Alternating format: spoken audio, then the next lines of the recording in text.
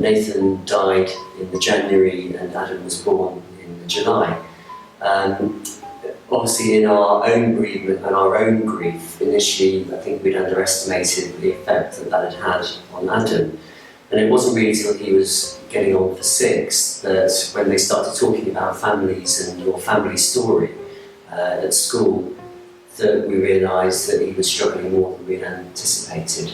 And through a friend of the family who suggested that we get into contact with children, families and children in grief. Really mixed emotions, because obviously we had Adam, we had to get up, we had to do things, but we were completely lost, very lost, painful. Losing Nathan, it was a really difficult, dark time. I think the most important thing is having somebody outside of the family unit to be able to facilitate conversations and to make those conversations safe and to be professional, to be able to draw some of those emotions and feelings out. Certainly from Adam, he was really struggling to work out why do I feel like this when he was still trying to work out his own place in the world. So to be able to start very informally and for that relationship to grow through the use of board games and meetings and discussions was really quite a profound and quite an intense relationship, really.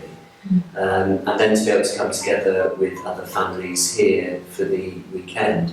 Firstly, grief can be quite isolating. We certainly found it isolating, didn't we, when people would cross the road not to talk to us because it was too uncomfortable for them. And we found that some friendships deteriorated because they couldn't cope with the fact that we'd lost a child. So to be able to have people, to be alongside people who had suffered a bereavement in multiple different ways, being drawn together within that grief, but to be able to talk about grief and living with that and getting better at living with it was a really good weekend. And to realise that what you're feeling isn't abnormal.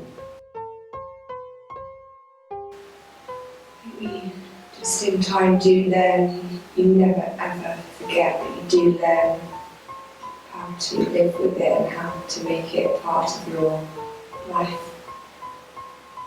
And it's learning ways to keep that positive way and not always a sad and painful way. It's trying to remember the good stuff.